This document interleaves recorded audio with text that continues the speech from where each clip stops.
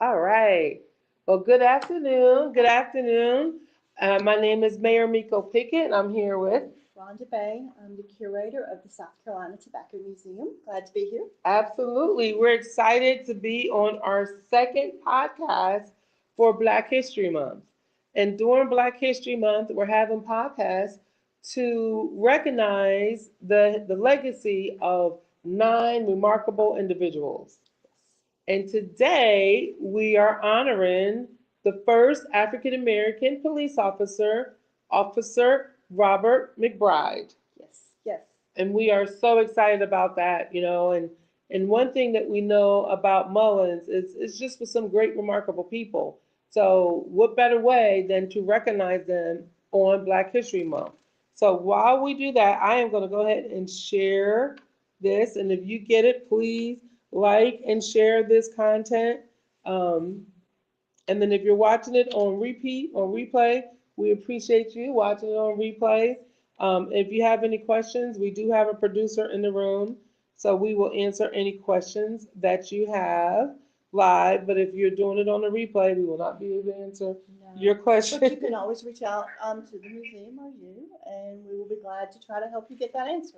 Absolutely, absolutely. So, man, we start working on our Black History Month tour many months ago. I think I gave it a full effort. I'm constantly harvesting data, but my full effort started actually in November because I did not you kind of gave me a real lofty target this year as on how you wanted to look and stuff. And I was like, well, I don't know if I can do that. So I better start now so that I will be prepared for And February she 1st. did it, y'all. Um, She did it. She absolutely did it. So, and then if you haven't been by City Hall, we do have some magnificent exhibits that you could take a look at City Hall. And today we are honoring the person right here on the exhibit.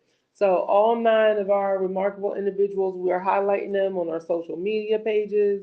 And today it's about Robert McBride. So yes. let's dig in. Okay, Let's so dig in. Mr. Robert McBride was the first African American police officer hired for the city of Mullins.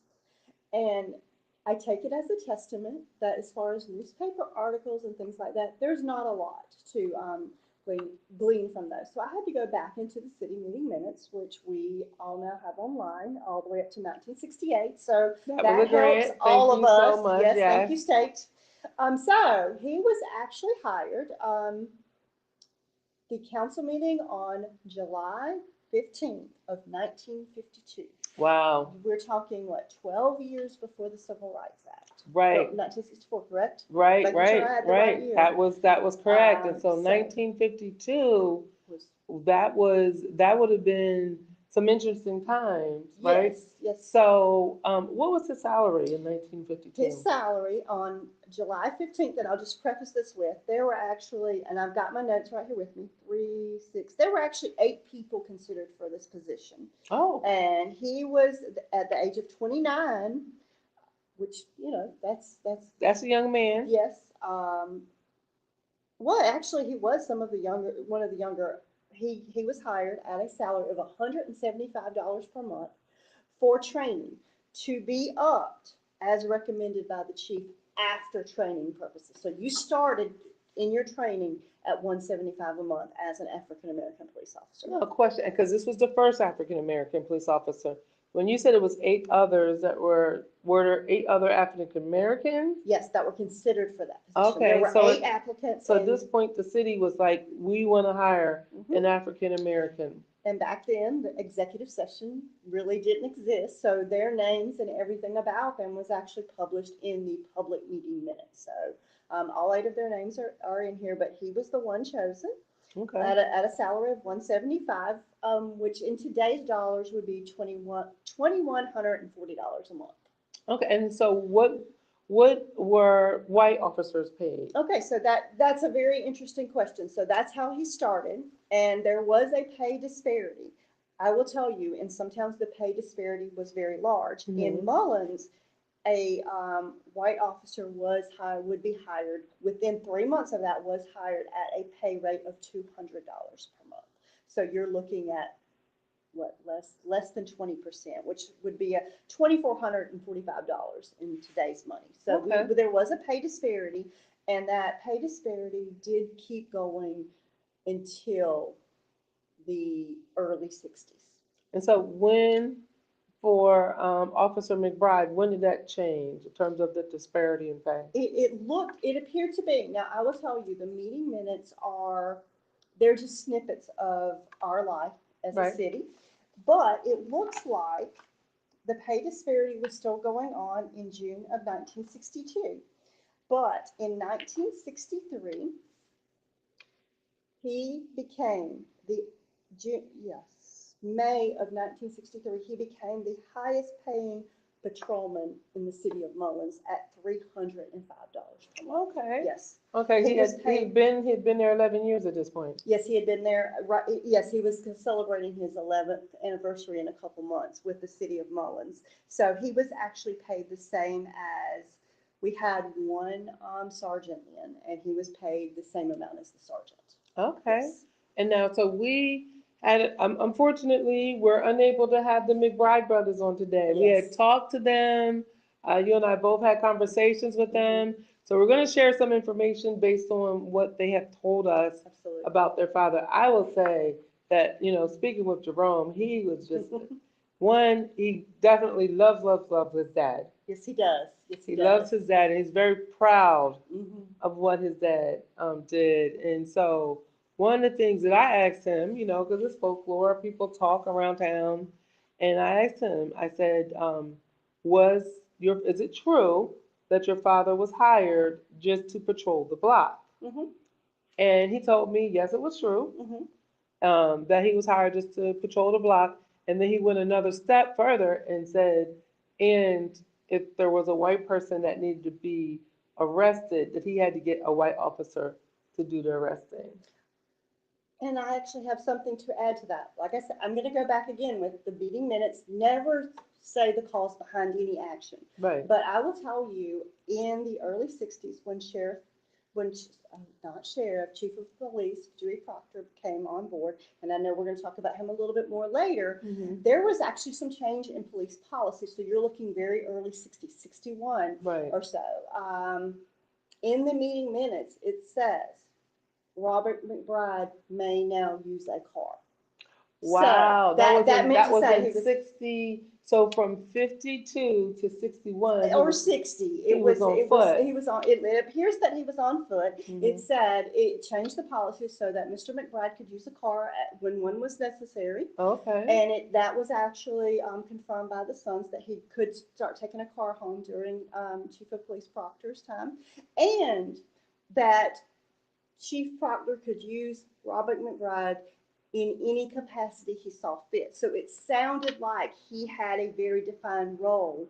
And then in the early 60s with Chief Proctor, his role was expanded, how the chief saw fit. It definitely sounds that. So, in talking to the brothers, did you get any information about that relationship? Because that sounds interesting. It sounds like, you know, Chief Proctor came in, brought his salary up, Mm-hmm. gave him a Yes. car. That things started to change. You can actually, and like I say, you can actually, I don't like to infer too much, but you can actually see that. It seems like the first year of Chief Proctor, everything kind of stays the same a little, and then you can start to see the change come about.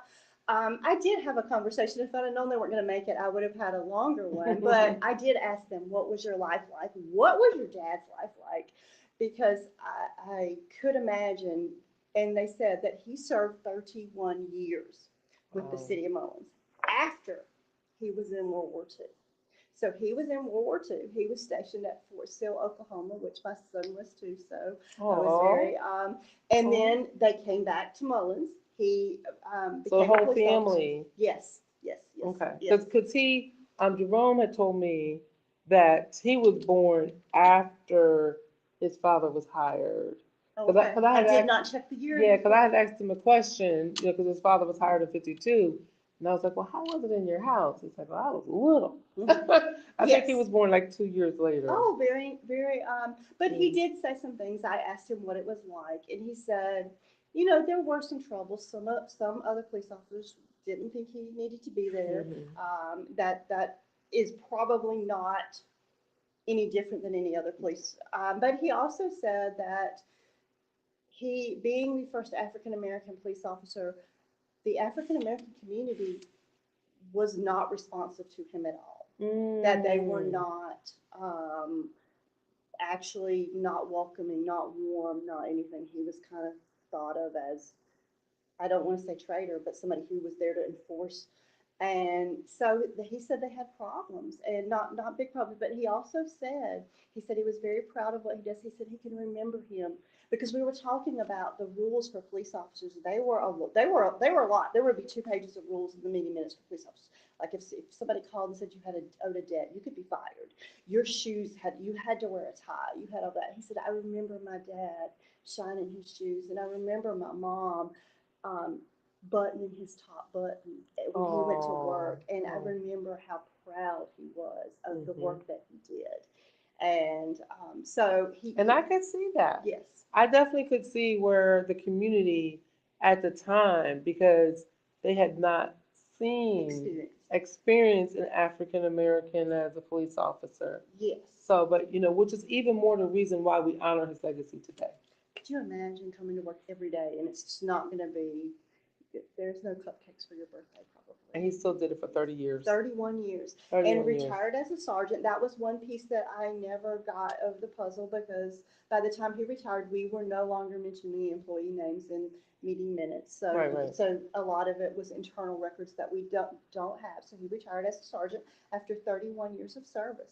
I also asked the kids, I said, how did you, I said, I bet it was like being the preacher's children because yes, you I could was not, thinking PK too. Yes, because what would you, your dad is the cop and he really has, like I said, there were 2 pages of rules and he said, no, we couldn't do anything wrong. Wow. We couldn't do anything wrong. Yes. Wow. And I think yeah. So that's that was very honorable. That's very honorable. And and even all the way to 2026. And I tell you guys, the opportunity that we both got to speak to Jerome McBride, that he beams with pride over his father and his father's legacy. And then they ended up, so the family, so he went to World War II, came out of World War II, came back to Mullins, 30 years, and the family is back in. They are back in Oklahoma. We talked glowingly about Oklahoma. It's one of my most favorite places. But I did want to, one aside that he said, I asked about the Chiefs and what it was like to work with the Chiefs. And he said most of the ones up until Proctor, they were just a normal relationship. He said Dewey Proctor, Chief of Police, is the first. He said his dad almost had a sixth sense that he could tell the chief was coming by, and he would be dressed, and he just like he knew it. But all the chiefs before, he'd be dressed and ready to go, and he'd meet them at the door, and they were. He said, Chief Proctor, they didn't just have a work relationship; they had a relationship, and they had mutual respect and love for each other. That Dewey Proctor was the first chief he ever remembers being in their house. Like he would let him come in his house. He was they had a not just working relationship. And I, felt like that was something that needed to come out too. It does. It's a story that needs to be told, right? Because as we honor the legacy of Robert McBride during Black History Month, Chief Proctor, same. Because there were people, made it easy, and there were people all along the way in our history. Because I will tell you, we all love that person that makes our day a little bit easier. That part, or that great boss that's your mentor. Yes. Mine is Bill Lemoyne, and he took me underneath his wing, and I will never forget him. So as African Americans, there's people who don't look like us that kind of shepherd us through along the way. So just so glad to. Oh, he's calling in. Let's see. Jerome? Okay, this is live. We're live. Jerome, we're live. And we got you on speaker. Is that all right? That's great. I hope they can hear. Okay. I hope they can hear. Making sure you can hear right Turn now. it up. Okay. Yes, I can. Awesome. We want to make sure they can hear you online. So we have just been talking all about you and your father, and really we were to the point where we were talking about Chief Proctor. Chief Proctor. So yes, if there's anything you want to add or take us in any direction.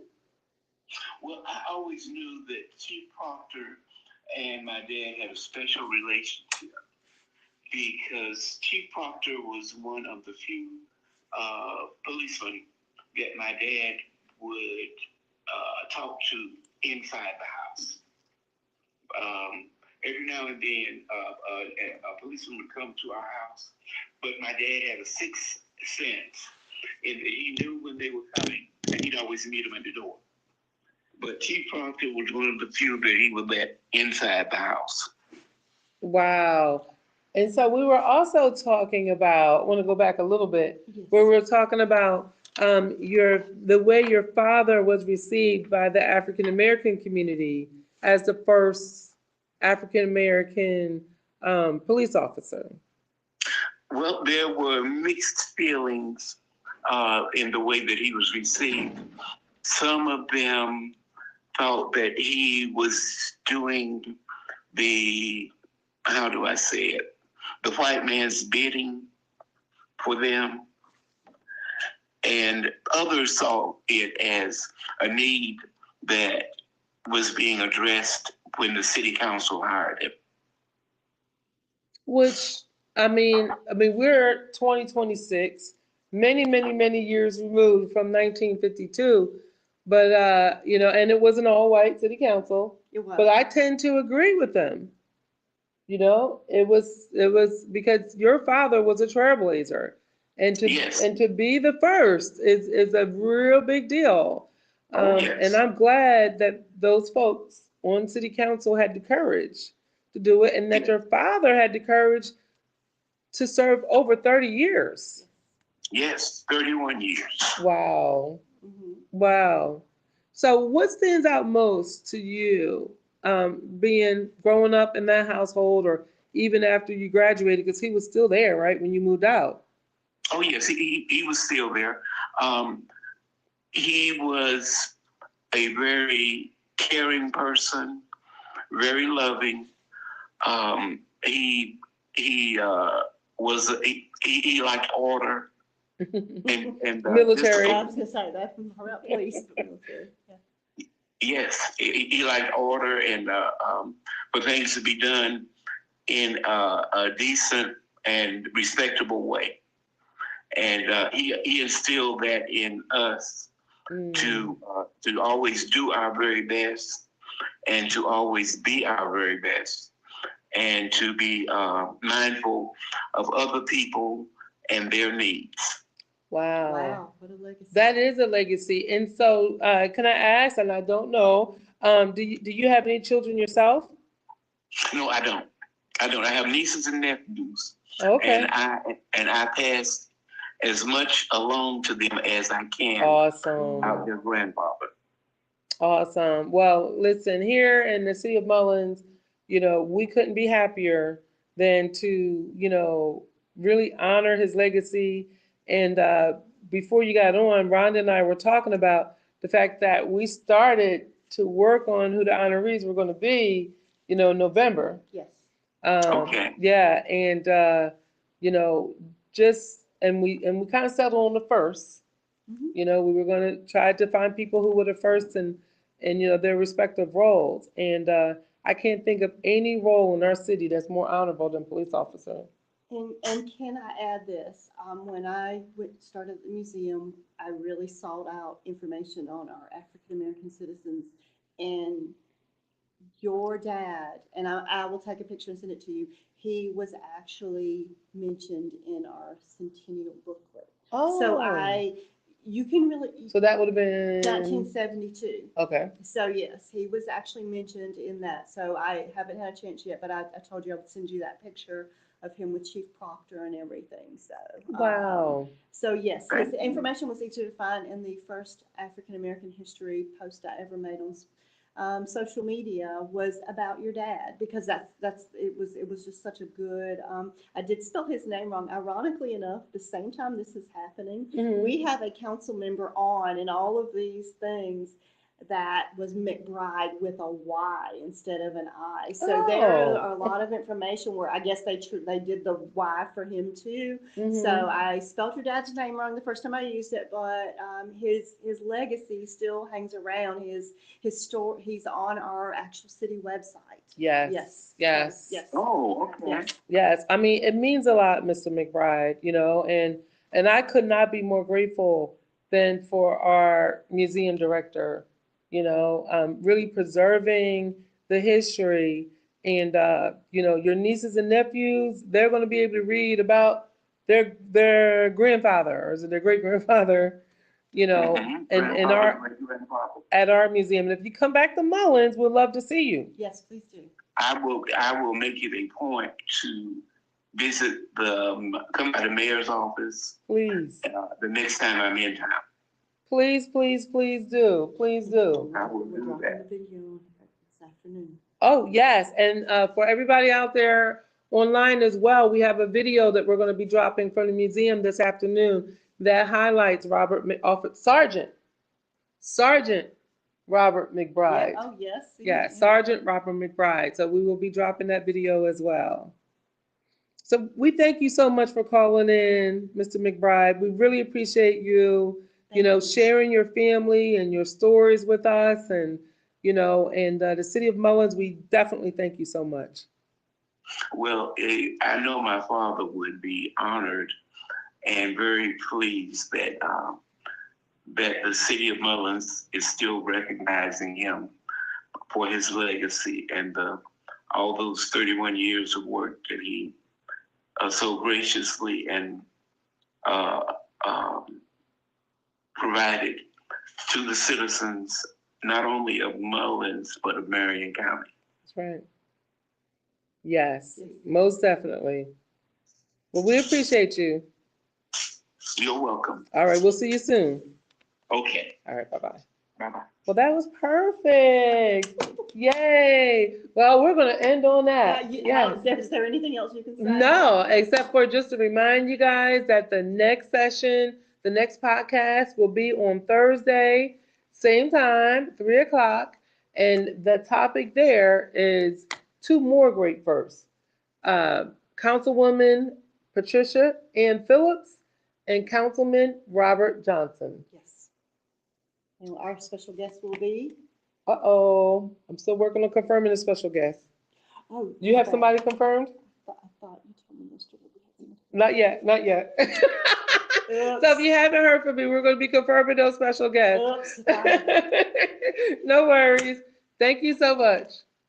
Bye-bye. Oh, somebody's watching. It's Jacqueline. Hello, Jacqueline, from Somerville, South Carolina. Okay. So I hope you enjoyed the podcast and tune back in for the next one. Any more questions? Nope, that's it. All right, guys. Have a good one. Bye. Bye.